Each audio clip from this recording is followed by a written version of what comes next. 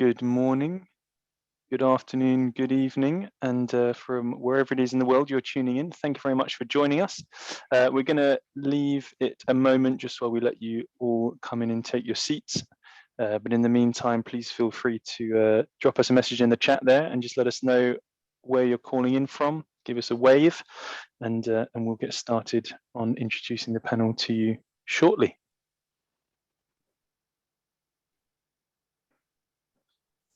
Okay, we've got plenty of people waving. Okay, well, slow down, guys, slow down.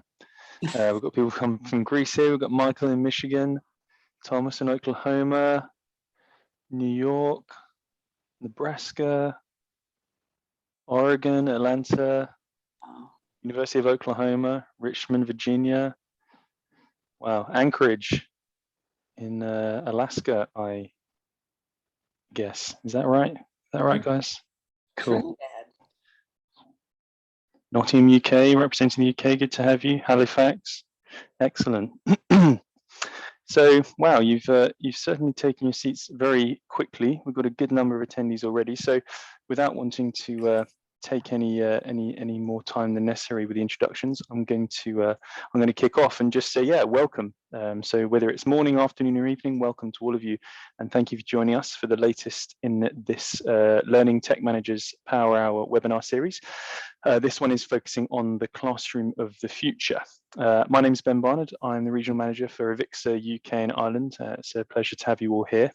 This webinar, the recording of it afterwards, as well as all the other webinars from this series, and indeed all the webinars that we have recorded, can be found at avixa.org/webinars. And there will be a few useful links that we're going to post in the chat for you as we go on. Another thing to mention is InfoComm 2021, just to give you all a reminder of the dates there. So the conference will be the 23rd to the 29th of October, and the exhibits will be the 27th to the 29th of October, and that's the Orange County Convention Center in Orlando. Another thing to mention is the Level Up Conference webinar series that we're currently running. That's a series of 6 webinars. The final one, which is tomorrow, 11 a.m. UK time. Very early, I know, for those of you based perhaps in the US, and quite late for those in Australia, in that region. But we do have people who come and tune in for those. So if you're interested, we have a session by Crestron tomorrow, and last year we had a session by Stuart Wilcox from Google doing an introduction to the OSI model, and Crestron are actually going to be leading on from that with an introduction to networking for AV in general. So Chris J is going to be leading that, and there'll be a link in the chat. So if you're around, if you're interested and you want to earn some RUs, then please come along to that. Usually we'll have one of these webinars once a month, but we're actually taking a break in June.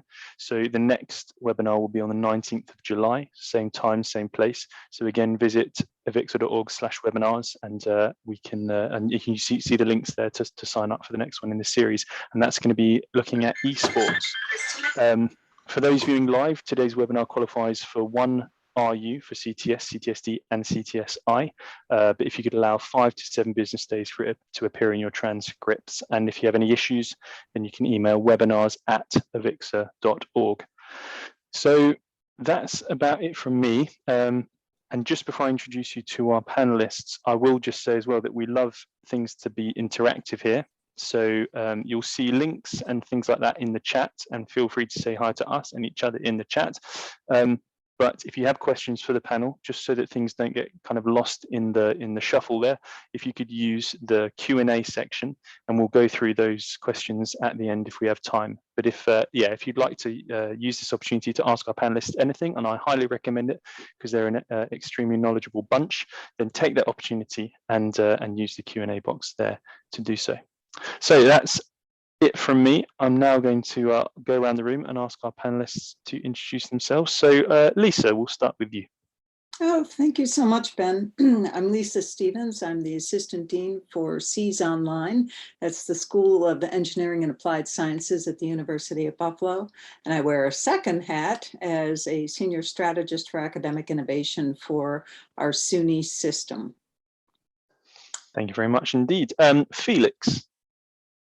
Hi, I'm Felix Cronenberg. I'm at Michigan State University. I saw a lot of people from Michigan, so we're close by. I'm a faculty member, but I'm also more importantly, the director of the Center for Language Teaching Advancement, and my research has been on physical and digital spaces. And I've also worked academically and then professionally with learning spaces. So that's how I'm here in this group. Thank you very much indeed. Adam. Hi everyone, I'm Adam Harvey, the Solution Architect for AV and Digital Media for the University of Hertfordshire. I also have another hat like others, so I'm the Joint Chair of the Learning and Teaching Spaces Managers Group, which is a UK-based higher education end user group. Thank you very much indeed. David. Hi Ben, thanks very much for having me back. It's a real pleasure to be here. I'm David Ammon, and I'm an audiovisual and multimedia specialist based at the University of Cambridge, UK.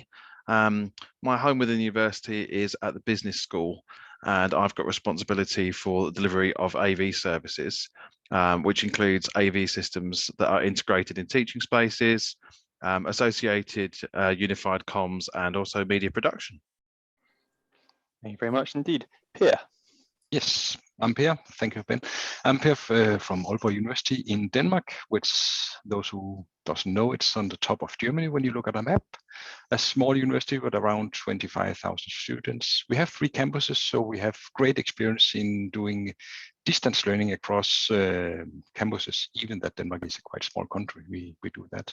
We have been doing that for more than 12 years. I've been here working for 18 years, so I'm designing our learning spaces and all the spaces or rooms we have with AV, I'm involved in at our university. Thank you very much indeed. And last but not least, Justin. Glad to be here. Thanks for having me. I'm Justin Rexing. I work at Western Kentucky University as the AV design engineer, and I also own my own smaller integration consulting business, Rexing Consulting Group. So I'm just excited about the opportunity to talk to you all about the classroom of the future. Thank you very much indeed. And last but not least, again, we have Carla in the background. She's always there giving the links in the chat and everything like that. But I won't embarrass her by asking her to come and say hi. So I just want to acknowledge Carla's presence as the one running things in the background. So thank you very much, Carla. We're going to kick off with a question that I'd like to address to the group, and that is your leadership investing in tech that would enable more flexible classrooms? Or do you think that they think this is something of a passing fad? And Lisa, if you'd like to give your thoughts first, that'd be great. Thank you, Ben. In terms of my own school, the School of Engineering, we certainly have a growing interest in reaching adult professionals that want to come back and make sure they're staying tuned up for any of their workforce related issues. But in general, it's enrollment driven. We're concerned about hotspots around the globe, making sure that our students at different parts of the country can still come in and access content. But I'm also very sensitive to the fact that there aren't unlimited funds to invest in every single room. So it's trying to find the balance of the need and the want and how to make it all come together so everything's right-sized. I don't think they see it as a passing fancy. Yeah, certainly. Justin, is it something that's you find a similar situation in Kentucky, or do you have a different perspective on that? Yeah, it's similar. I think what we're seeing change is how we are investing the money into technology. We've, as universities, you always had to invest in technology to some degree. Now it's changing processes and how that changes our refresh cycle and deployment and installation. We do all of our own internal work. And so anytime that we can find an efficiency to better deploy the technology or make it easier to deploy, then that's what we're going to do. And one example is just buying in bulk. We've historically basically worked as an integrator inside WKU. We're just waiting on departments to request an update to their room. All the funding's very decentralized. And with COVID happening, we realized, we're getting this bulk of money in, and we can update a bulk of classrooms at the same time. And that increases efficiency and all kinds of different things, standardization. And so it's not necessarily we're doing things different on the tech side. The design process and the installation process is all the same. We're just revamping the back end processes of how we procure and deploy that technology. Yeah, and Pierre, I know that at Aalborg University that we were discussing it, and that there are a lot of similarities between that setup and the one in Kentucky. Is that similar feedback that you would give, or is there anything different to how Justin was explaining it? A bit different. We are thinking that that we can get some extra tools in the toolbox for the teachers. I mean, all of us had great experience in good and bad experience in this COVID, using video and all that for teaching. And we are looking into how can we use those experience for the future in the students learning more with the same resources from the teachers. Could we put some technology in that can help the teachers and the students? I mean, many have experience in recording lectures and putting them online and doing those things. So those things we're looking at and looking in how can we design different classrooms also. Based on also the experience we have had for many years here, distance learning as Justin also have at the University in Kentucky. We're using that a lot and seeing should we maybe make television studios. We don't have that yet, but we could make television studios and do teaching from them live, for example, and things like that we're talking about. And I see it's easier now to get money today to new ideas than it was before COVID. If you have a new idea for a new classroom design, they're more open in experimenting. Yeah, for sure. David, I know that obviously at Cambridge, it was always a very traditional kind of in-person, face-to-face experience, as we've discussed both before this webinar and on a previous one as well. Has that affected the sort of institution's approach to this as well? Are they kind of very much trying to push things back to the face-to-face, or are you finding that they are investing what you would consider enough in the sort of the tech that would allow classrooms to be more flexible and kind of virtual?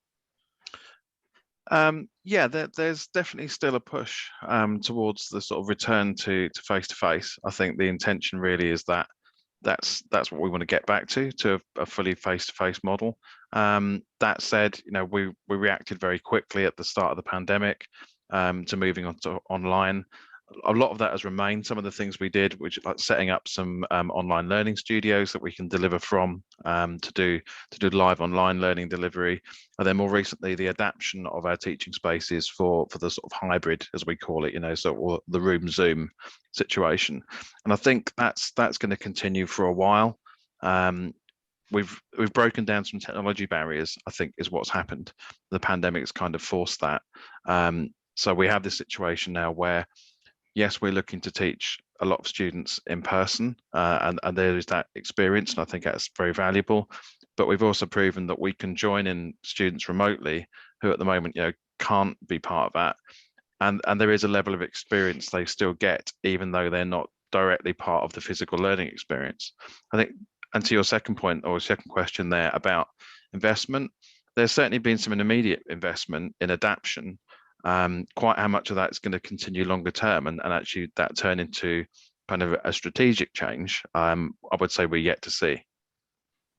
Yeah, certainly. And Felix, what's the situation where you are? Sure.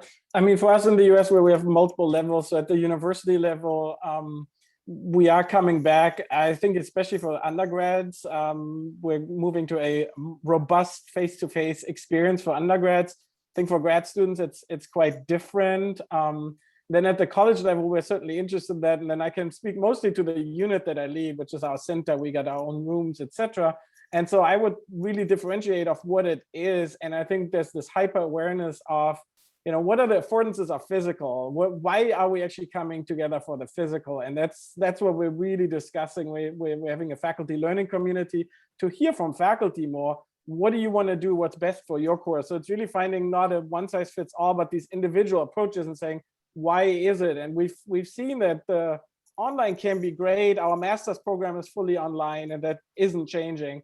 But for some of the classes, it's better to be face-to-face. We teach languages, etc. We use a lot of media. It's very rich and kind of project-based and group-based instruction.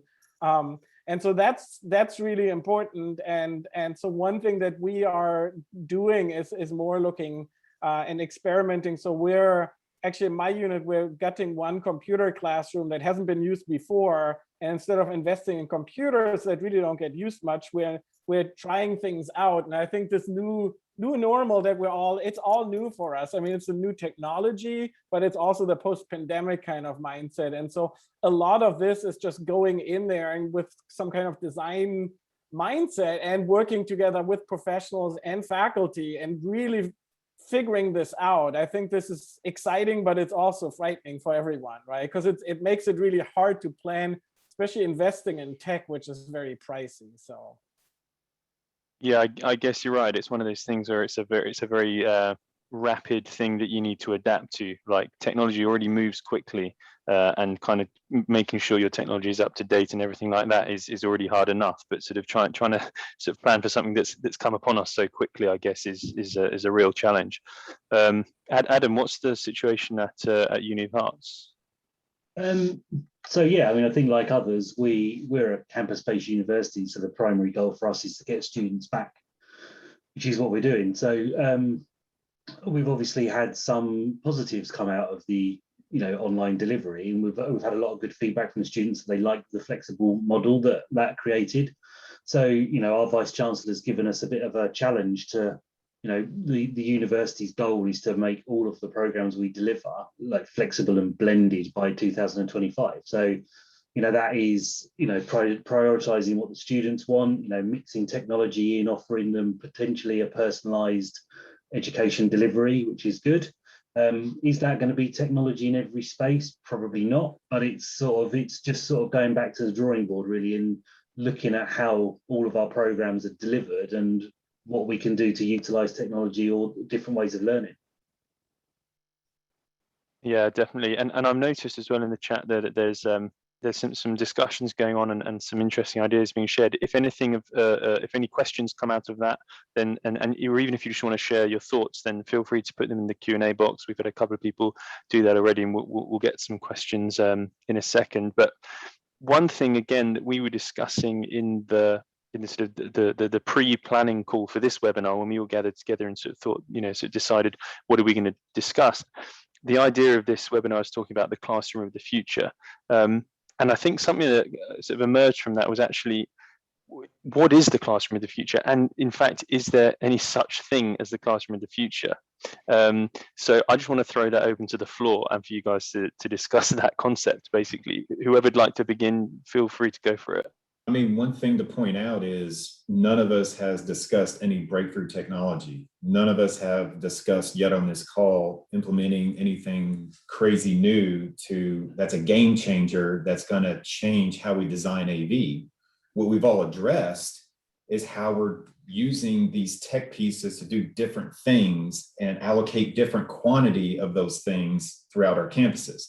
We're needing more cameras, we're needing more microphones, but in essence, of the 18, 19, 20 years I've been at WKU, whatever that number is, I haven't really changed my designs for, I need a distance learning room. We need to, have remote participants here. This room needs to talk to this other city over here.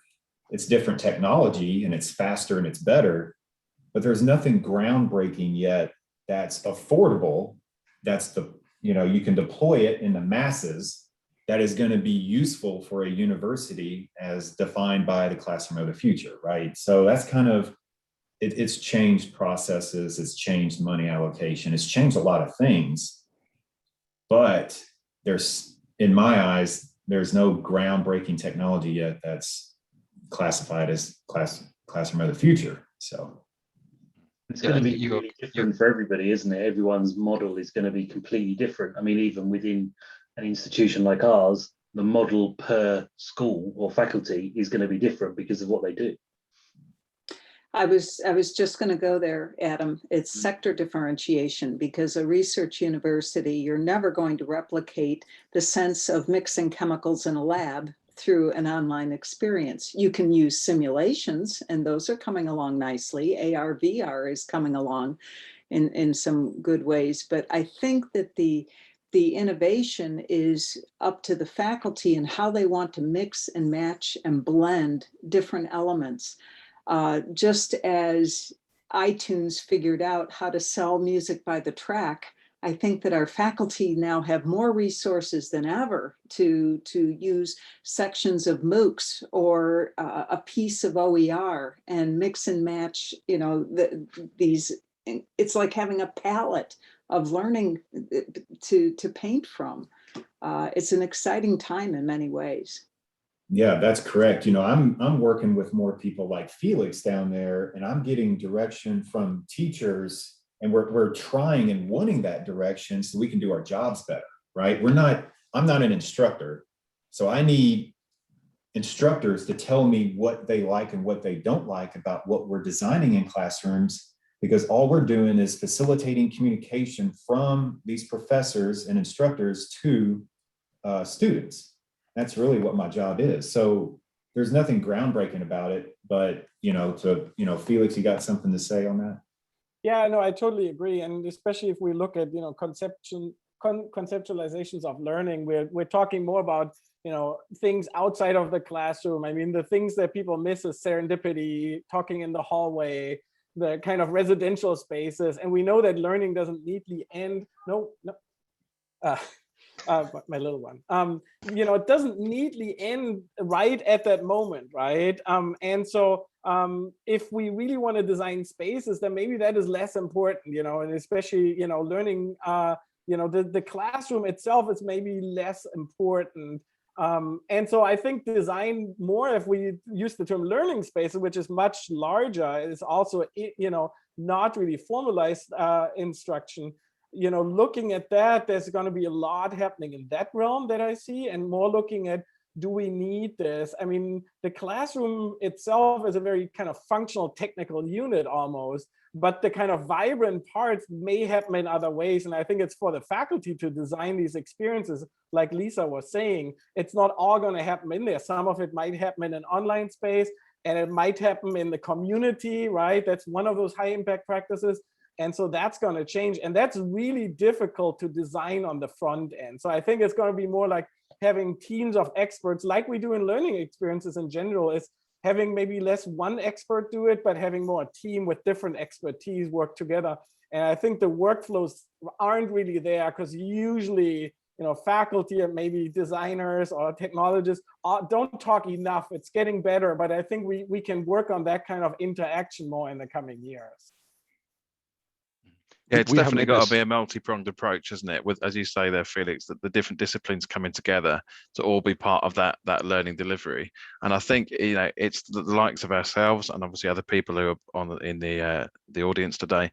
We can be pioneers and champions for the new technology and expose our faculty and our educators to that, and show how it can be effective, how it can be a really useful tool. And obviously, there will be faculty who are quite reluctant to change. I certainly know what that's like here at Cambridge, and plenty of other institutions know what that's like. But we can be the people that can say, actually, look, take a look at this, see what else you can achieve, see how else you can enhance your message. And also, it isn't just about that one-way push of information. Again, it's a bit like you said about Felix, those interactions. Learning is so experiential now. It is about, the educator learns, I think, just as much as the actual students do. Yeah, and one example that just came up as a real conversation on the AV Super Friends podcast and at WKU is the fact of, okay, well, if we want to create this equitable experience for students across the board in a high flex hybrid learning environment, whatever you want to call it, we have remote participants and in-person participants, then you start questioning, well, does all the people in person need their own device? And why do we have a display up on the wall if we're trying to make everything equitable? And then you start to question, what are you designing AV for? And it makes you rethink how you're designing classrooms, and you have to be able to communicate that to faculty. If departments want this perfect system that's going to solve all the problems for high flex hybrid or whatever. I mean, are we going to spend $1 million a classroom? Is that sustainable? Like, what are we really doing here? So that's, in reality, trying to find new ways of doing things that are expandable exponentially and supportable is a hard thing to do. The other thing as well is trying to make it, you know, there's I would say that the pool of academic staff who could, you know, deal with the technology, engage with the face-to-face students and engage with the remote participants all in one session. There's going to be a really big learning curve for people, especially, you know, confidence for one thing, you know, dealing with all that in one go, trying to deliver a coherent, you know, session is quite a tall order, I think, and that's going to take us a while to get hold of.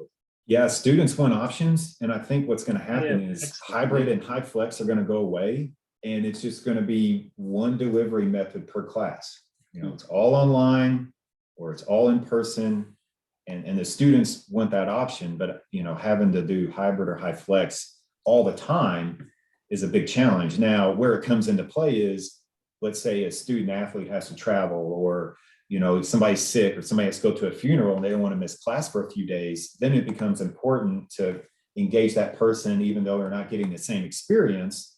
They're mostly getting the same knowledge from that instructor, just to keep them engaged within the class throughout a semester. I think that's where it becomes important. And I think what Lisa was already saying earlier, you know, I think the choices that faculty have that's going to depend on the administration and the institution. I mean, I've often found, you know, some institutions are pretty rigid, and some departments too, on what they allow you. You know, sometimes the register tells you have to teach 3 times a week. That has to be 50 minutes, and others maybe are more open. And I think that's going to be where the major decisions in the innovation might happen, is how tight or flexible the institution is. And this depends on programs, but that's going to depend a lot on this, right? I mean, we're all in this like super traditional model, and the classroom is just one of them, but it's the timetables, right? The semesters and all of that is all pretty rigid and gives you certain things. And those are the discussions we're having on the department level. It's like, can I make that choice as a faculty member? Where are my choices, and how can this be in the registrar system and still get counted? Because the class and the teaching in the classroom for most faculty is the guiding measurement. Is like, you teach 1 class, 2 classes, 3 classes, and they have to be this and this. It's measurable, right? And this new type of learning is very fuzzy, and so it's really hard to put into a mold. So that tension between kind of control and flexibility, that might play out at different institutions quite differently, I think. And how did the classroom, regardless of the type of classroom, become so siloed away from the continuum of learning design? If I'm sitting down and putting together a lesson, I need to know how it's going to be delivered in a particular environment. And that environment can also be designed, you know, to be more effective in the delivery. Per brought up the notion of having a video studio. We have a lovely little video studio. That does not mean that we have to sit down and create PBS quality every time a faculty member comes in. What it affords them is the opportunity to use a green screen and to save some time and effort by pulling together some of those resources, and going back to a bit of what Justin was saying earlier, and modularizing the content, so I can pull a little here, a little there, and then really focus on the students in front of me, you know, and make those materials. I mean, the classic flipped classroom, only with better stuff. We had a professor here who did a small test in one of his classes. Exactly, he started out in a studio, did a really good recording. He went in with a tie and everything, and perfect light and everything, and did a really good recording. He spent a lot of time to prepare for that. And then later on in the course, some students asked him, could you please make a short video of this? And he was out traveling. So he took his iPad, recorded just himself talking, sitting in an airport with all the noise around him, just like 10 minutes. And they said they preferred the last one because that was more relaxed and not set up. So we have to design for how we're teaching. And yeah, I brought up the television studio because we are thinking about that. We used to have one, but we took it down because no one used it. Yeah. So something like having some small sound boxes you go into where you can record, and the acoustic is okay, and you don't have a lot of noise, and the light is okay, but it has to be easy for the teacher. That is the key thing. It should not be complicated. Easy and then simple. Then they can relax the teachers. That's also important. Yeah. And then one thing with the hybrid thing, we have had, and I've met in all of us have tried that in the teaching, that students in the class and students at home. And our experience is that if they have the option, they prefer to stay home. I don't know if it's because they're lazy, they don't want to move to the campus, but it can be. But it's difficult for the teacher. They can't interact with the students sitting at home if they're not prepared for it. Then they teach for the students in the class, and then they forget those at home. So that interaction is difficult, and it's also difficult from a studio, I think. Yeah, and to Lisa and Per's point, going back to these studios, if you build $1 million studio that presents the perfect quality video and audio for that instructor, they're never going to use it because it takes 10 people to run and it costs $1 million and all this stuff. They need one button solutions. They walk in, they quickly bang out a 30-minute video. They're out and they're going home to mow their lawn or whatever. So they don't need to be worried about technology, right? There was something in the chat that just when Per was talking about that, it was like, and spontaneous. It's exactly what it needs to be. And you're saying, right, you walk into the studio and hit one button, and that's it. That's what you want. As long as it's, decent video and decent audio. Good enough. Content is key, right? Mm-hmm. Good enough is what we're after. Absolutely. Yeah, exactly. I think as well as it's really important, I think, to recognize as well what Lisa was saying. You don't need PBS, quality broadcast stuff. It needs, like you say, the content is key. And if you can go into a setting and press a button and you can hear and see what's going on, then you've got the basis of everything you need. And I think if you start to polish things too much in a learning environment, then the focus kind of subconsciously maybe even goes on to the production quality rather than the actual message, because normally you'd just be there in front of the professor and being taught. Although I do suspect that there is a middle ground in there somewhere where if you do have a little bit of polish, it also sends the message to take the content seriously. And that may be parsed out by a generational issue. I think our younger students probably don't care as much. I think some of our continuing and adult students like to see just a little bit of polish. And people can be very quick to judge on the sort of, if you like, visual and audio quality of a delivery. You can watch something for 20 seconds and say if the lighting's good, if the sound's good. But actually, like we were saying about the content, how do you actually assess that? You probably need to listen to the whole lesson really to see, if the learning's being delivered effectively. And that's very different. Are people actually investing that time to check in with that? Well, I guess there's the different ways of delivery. You still need that, the management of the learning, management of the students, and making sure that you've got attendance, whether it's online or in person. So yeah, you do have to have the checks and balances, I guess, for that. And it's also, in terms of learning, what classes, when we talk about classes and classrooms, I mean, we're talking about so many different things, right? So especially, often, a whole 200-person lecture theater is very different from like a small seminar room with 6 people, right? And so I think it's really hard to and for different disciplines to find one solution for all of these, right? So it's very different if you have a large biology 101 lecture, or if I teach an advanced literature seminar in a foreign language, for example. Very different scenario from the design for the room, but also from the design of the class. And so I think that's really the harder thing, is how do you find like a one-size-fits-all kind of generalized approach when all of this is so vastly different. And so, but it's really hard, I think, for deploying this university-wide, because you've got so much diversity and you want to cherish this diversity, which is great, right? That the faculty have are all very different in their approaches. And so, but how do you do it for something that you built for 20, 30, 40 years, and then you can't really change it?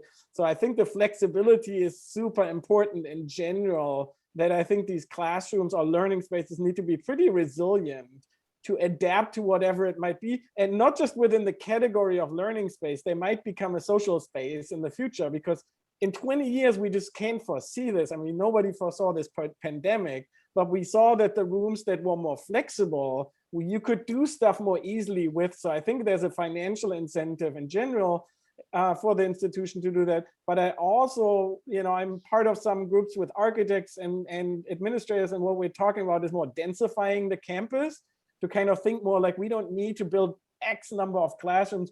We can be smarter about the classrooms that we have. And so I think that's where hybrid, for example, has a huge advantage of maybe we just need fewer, and maybe you don't have all the class sessions in a physical location, and that would save you a lot of money, and then maybe you can do more thoughtful design on those existing ones. Yeah, certainly.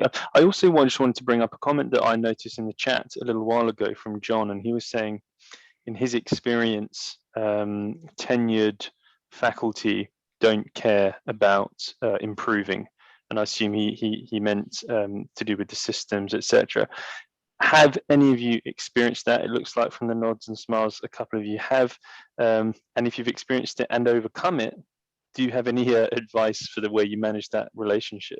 I think we've all experienced that. I want to hear Felix's answer on this, since he is faculty. Yeah.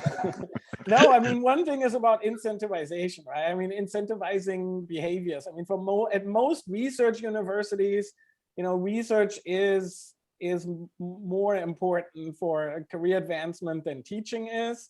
I was at residential colleges before this. The teaching had a higher maybe role, but still, your career won't advance in the same way if you excel at your teaching as a tenure stream person compared to your research. And that's just the fact that most universities, I think worldwide, with all this, comparing this, that's where the incentives really are. And so when we do all of this kind of training and we do a lot of professional development, we usually have non-tenure stream faculty and some graduate students who come to our things, and very few tenure stream faculty.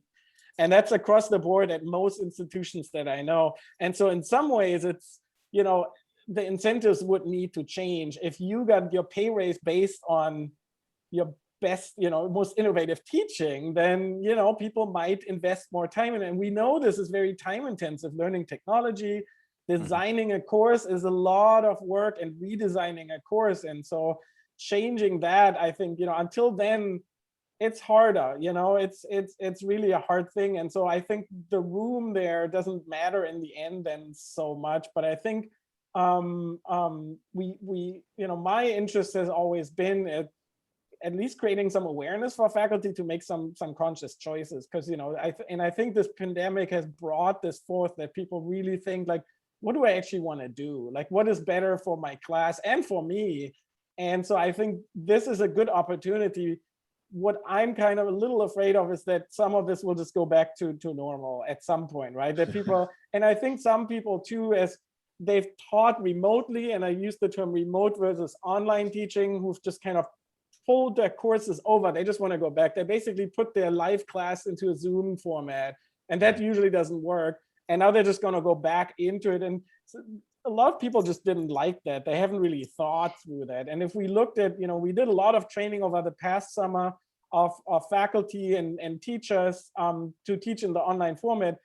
We had to start from the basics of how to design a course. I mean, most faculty, to come back to that question, were never taught how to teach, period. You're trained in graduate programs to be a researcher and to be a professional and an academic, and you don't have any training on actual teaching, and yet you do the teaching, and so that's where we would really need to do a lot of work in the future. And that's kind of going to your point, Felix, is something we're trying to do, is get those champions of technology that are on the faculty side. If we're coming up with ideas within IT, we think this, camera tracking system's cool. We think we need to have 10 cameras in a classroom with 50,000 mics because that's cool. well, is it? And have those faculty come in and test it with their teaching styles and improve your designs in that manner, because too much technology could be a very big problem. Yeah, I think like everybody here that, we've got learning technologists and learning and teaching innovation, and there's a lot of support, and we've over the last year certainly those teams have been giving so much support to the academic staff, because like you said, you can't just drop a face-to-face content into an online one, because most of the time it doesn't work properly. So yeah, I mean, this is all backed up with we just need to be able to tell people how to use the technology to deliver effectively, and what technology to use. It may not be an all singing, all dancing lecture theatre, but just small changes to the content of different, encouraging people to use the right software and use the right delivery method to make it work. Well, perhaps I'm a naive optimist, but I'm hard pressed to think of a faculty member at whatever stage of their career that does not care deeply about their students. And I put something in the chat a couple of minutes ago that if you can meet a faculty member where they are, regardless of where they are in their career path, and work with the material that they have that they're comfortable with, and start to explain how it benefits their students, and show them tangible or appreciable, measurable results, if even in just student evaluations, most of them that I've come across are willing to play. Once in a while you run across a cynic, but you run across those people everywhere. So yeah, that's in every industry, right? Yeah, that's everywhere. A message of hope there from Lisa. That's always good to have. Thank you very much, all of you, for addressing that comment. Usually we'd leave about 10-15 minutes at the end for questions, but we've got quite a few coming in. So if you all don't mind, I'm just going to dive into the questions and see how many we can kind of get through. Because as always, the audience has been extremely engaged and engaging, and they've sent their questions in. So let's try and get through some of them. So here's a question. I'm a tech assistant in a grad school here in Houston. We have hybrid, online and face-to-face classes on our campus. One of the realizations of hybrid classes is it extends the boundaries of the classroom and allows participants from all over the world to participate in grad school classes. From a business point of view, this enabled the university to enroll more participants and hence the additional revenue. My question is, how do you see the future in terms of universities developing or investing in AV to have more classrooms capable of hybrid classes? And whoever wants to jump in and grab that, feel free. I think the challenging part is establishing what that experience is and putting words to it and making sure that everybody buys into that experience and what you're trying to sell as a university. That's challenge number one. Number two, I think, yes, you are going to see obviously more rooms having cameras and microphones. What we're doing is being more strategic about it. We're looking at class sizes and room sizes and foot traffic on our campus and where the density is, and being able to put those classrooms where they need to be on campus so that more departments can use them and share them, but also not spending a ton of money on putting a large conferencing system in every classroom on campus. I mean, we definitely manage 700 to 800 plus rooms. We're a staff of like 10 people or less in our AV department. So we definitely have to find efficiencies on how we support and maintain all this stuff. Thank you very much indeed. Unless anyone has anything to add, we'll move on to the next question. This one comes in from Michael. He says, I think a valid question is how are we influencing, or how can we influence the pedagogy in helping define why technology matters and how it can enhance face-to-face interactions that a lot of people desire? I can chime in on that one because I try to work closely with the researchers. We have a research department that does basically research in how to use video for teaching, and I work with them. So if I come with up with an idea, I go to them and then I present it to the teachers together with them, because if I have a professor next to me saying this is a good way of teaching, they listen. If I come as an AV technician and tell them this is a good way of teaching, they might listen. And then we get a really good discussion. I also have a master in ICT and learning, so I can talk pedagogic with them and things like that. So I also go and ask the teachers, what would you like to have? Would you like to have this? So it's a lot of dialogue, and moving around at your university is a good thing, and talking with the teachers, listening to them, and sometimes you're a bit like a salesman. You come with an idea and see this is really good, this would be really efficient, but you have to convince them or sell it to the teachers that this will help them somehow. We have had a lot of experience when we introduced a distance learning room and told some of the teachers, you have to use this. That was a mistake to tell them like that, because of course, yeah, I would say 90% of them said, no way, I'm not going to use that, even that it was a really good idea. So we did another approach. So we did open offices where they could come in and discuss with us and saying, well, I would like to do my teaching like this, or why did you do that? So we could talk with them and discuss with them and listen to them. So introducing new technology to them is a two-way thing. We have to listen to them, what is that they would like to have. And we might not come and introduce the newest equipment right away because they're not ready for that all now. They don't work in that way. That's our experience here in Denmark. Maybe I think one what thing we're to add. doing now is, what we're doing at the moment is we're going through a piece to look at all the programs we deliver to give them a blended and flexible approach going forward. So, as the consultation process within the university is happening, it's about the pedagogy first, and when we get to the end of the process, then we'll apply the technology piece to it. So it's all about what do we want to deliver and how do we want to deliver it, and then the mechanism to do it at the end is kind of the last piece of the puzzle. Really, we need to make sure we know what we're delivering before we then sort of work out the ins and outs of how to do it. And I think a team-based approach is really good. It's kind of designer teams that we've seen with a faculty member and maybe a technologist, and they actually work through it. And as Adam was just saying, put the pedagogy first and then find ways to do it. And of course, it's a little chicken and egg problem, because sometimes the technology, if you don't know about the technology, you don't even know of the affordances that it can give you. So it needs to be a kind of iterative process. And I think one that's not too stressful, that you don't have to completely design everything all the time. It can just be every semester there can be new things. So one thing that's worked well when I've advised faculty is, adding one thing at a time, not overwhelm them with 20 new software programs, and not giving too many choices, and knowing your audience, because some faculty members are high tech. They want to have the best and the latest, and they want to make choices between things. And others just kind of want to have a lowest common denominator, tool that just basically works for them. And so I think that's an approach too, is that depending on what the level of comfort is with the faculty member, to have different approaches, and maybe different people too, who can work best together. I think that's really key. Definitely. And as we're on the subject of faculty, there is a question from Terry Garcia. He put it in the chat, but I've noticed it, so I'm going to let him off that it wasn't in the Q&A section of the webinar. But the question from Terry says, do you see pushback from faculty that feel if their lecture is recorded and archived for future asynchronous use, it presents the possibility that they're working themselves out of a job? Yes. We saw that before COVID, and it completely disappeared.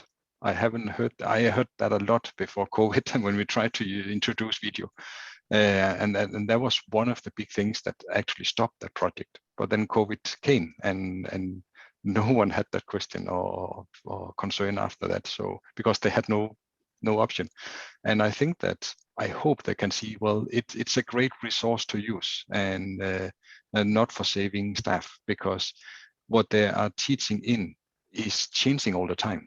So it's not like they go in and teach a subject and then they can reuse that video, because there needs to be someone they can ask. The student needs to, they see a video of a lecture, but there need to be someone they can ask about what they haven't learned. So my personal opinion is that they shouldn't be afraid of that, and And I hope that that will have been removed with all the experience we have had during COVID here. Yeah, the other fear that I've got on our campus is, well, what if I record something and it's wrong? Mm-hmm. So, like, what, we all don't make mistakes? I mean, just go in there and tell your students that it was wrong and just post that on the video after it's recorded. It's not a big deal, you know, so. And it makes it less natural too. If you know you're being recorded, you act differently. Yeah. And, you know, obviously if it's a small intimate group, it's really difficult. For a lecture, it's a different thing. And I would say if a video could replace you, then maybe it should replace you, because, you know, if the video can do the same thing as you could do every year, then maybe you need to rethink your class, because obviously a video could just do it. And what are the students are asking more and more, what am I paying for if basically I just get this recorded video? So either your lecture or whatever, you know, teaching style you have is giving you some added value, you know, that's great, but otherwise maybe you need to change it. I mean, for me, the way I teach, if you recorded me, you would miss a lot, because a lot of the learning is in the interactions with the students, each other, with me, and all of that. You wouldn't even know what's happening because I don't just stand there lecturing. And the lecture, of course, is one of those big things. Is like, is your program lecture based or not? And I think that's where we're going to see a lot of the different changes. I can see that is being rethought, these giant lecture halls. Do we really need those? Is that really where we want to invest all of this money? And of course, there's efficiency in mass, you know, sending information. But again, it's just knowledge transfer. It's, you know, it's a model that really the learning sciences aren't supporting anymore. And so I can see a lot of changes there, and that's going to be hard for some people. I'm fortunate that the class I teach is a mass comm class, so all of the examples are constantly changing and evolving. But more to the point, working for the State University of New York, we have very strong policy that guides these discussions, and the intellectual property rests with the faculty member. So unless that faculty member is signing a contract that's specific to the reuse of their material and the conditions under which it's reused, we're in a pretty good place. I mean, we have policy that helps drive that discussion. I feel badly for the institutions that don't have some of those underlying intellectual property policies in place. So keep the content fresh, so the videos become redundant, and don't sign anything without reading it first, I think is the takeaway from that one. There's an interesting question here from John that asks, are others still experiencing challenges with lead times on equipment orders, chip shortages, for example? And if so, how are you managing this given the locked-in schedules for higher education and the expectations of administrators? Well, I mean, I'll touch on that real quick. My expectations of getting stuff is basically nil right now. I've gotten a delayed on a crimp tool for 2 months. So no chip, no technology in it. We're starting to see tools get delayed. So yes, it's still out there. It's probably going to be a problem continuing forward. Get your orders in now. Yeah, I'm finding this for us, just trying to make sure that all of our manufacturers know what we need. Communicate. But, we can do as much as possible, but you know, we're kind of in the lap of the gods a little bit sometimes. Exactly, it's get those messages out early, isn't it? Start talking to the manufacturers, telling them what you're thinking of using, seeing what the supply chain looks like. We've just found out ourselves there's a supply problem with DSP, which is obviously something that's an issue at the minute, as we put in 50,000 mics in our lecture theatres, like we've just said about, you know, so that's an interesting one. In some areas, we're kind of looking at a backup, not necessarily a lesser solution, but maybe just an alternative. Certain products that you can do that with, you know, just an A or a B option. Well, if that one's not there, then we've got that one we can use instead, and just maybe lining some of that up as a bit of a just in case. Yeah. Mm-hmm. Yeah, definitely. Well, thank you very much, all of you, for chipping in on that. Matthew asks, have you addressed the challenge of having on-site students be heard by remote or virtual participants over conferencing software such as Zoom, etc.? And if so, can you recommend any technology, I guess, to alleviate that problem? So problem number one is know your acoustics in your room. I mean, technology is not going to solve your environment. So, you can find the best microphone, but if your room is terrible, then your speech intelligibility is crushed anyway within the room, and then you're going to repeat that through Zoom. So just know what you're designing around, and let other people address the microphone issue. And then maybe having the teacher repeating the question from the students in the class. That's how we deal with that. We have tried different setups, different technologies, and the best is that asking the teacher to repeat the questions, because that's also make him aware that he has students remote, because that's something they tend to forget. So it's a win-win somehow, you can say. The students at home can hear it, and they are not forgotten. We try that one, and we keep getting the pushback and saying, oh, well, with a class that's very interactive, there's comments and things coming from the floor, and the lecturer can't possibly repeat those, and it's like, oh my goodness, what are we going to do with this? They're giving us that it's just not practical to have the question repeated, which is quite a frustration. So some of that we have been trying to solve with technology. I don't know how much we can talk about specific makes and models, but what we've been investing in some of our spaces is ceiling microphone arrays over the audience area, and coupled up with some good DSP that works very well for picking up the sort of audience comments. And it also picks up pin drops and sneezes and coughs, and we've gotten complaints about that. Yeah. It's like, we can't solve every one of your problems, y'all. I mean, it's just you have to make sure that whatever you're designing these rooms for, whoever that stakeholder is, they understand and know what they're buying. You can put microphones all over the place, like David was saying, but now everything's heard. Is that what you want? Or is that not what you want? Such a good point. Such a good point. I mean, you would hear it in the room, so we're delivering that same experience over here, right? Well, we don't like that. That was can't differentiate, can it? Yeah, as you say. Yeah, that was going to be my point as well. It's like you hear that would happen if you were in the room. If you hear it over a microphone because you're not in the room, it doesn't mean it's a bad experience necessarily, unless you want to ban sneezing and dropping pens and stuff in the election. Throw the whole GDPR thing as well about some people who don't want their voice recorded, so you have to stop doing it. But they've got a valid point that they want to ask a question to the academic, but we've got a process where we have to stop recording to do that, and then you go to repeat the question and stuff like that. So yeah, it's a whole world of pain, really. Yeah, there's new software add-ons for Zoom that we're looking at, being able to have the students ask the instructor or ask another person or ask certain groups of people, and to create a basically plugin for Zoom that allows test proctoring and all kinds of sorts of things. So there's going to be more additives to Zoom and other technologies that are going to be very useful for the classroom coming forward, but it doesn't really change how I design a classroom.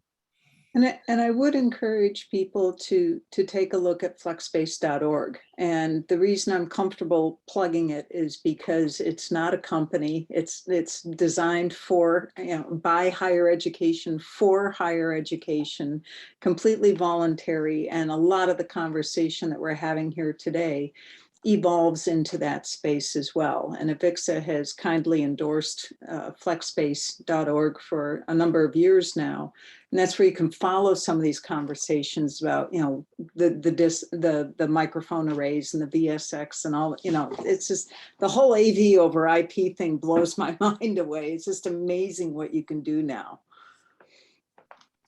Absolutely. And again, thank you everyone for chipping in on that. And I think as well, one point I wanted to highlight was something that Pierre said about ways to repeat questions also serves as a way of not forgetting the fact that there are online people as well as on-site people in the classroom, because that's also a conversation that we're going to be having more of in the future as AVIXA, and hopefully in environments like this, about inclusivity in terms of making sure everyone feels heard and feels represented in the classroom, even if they're not necessarily in the classroom.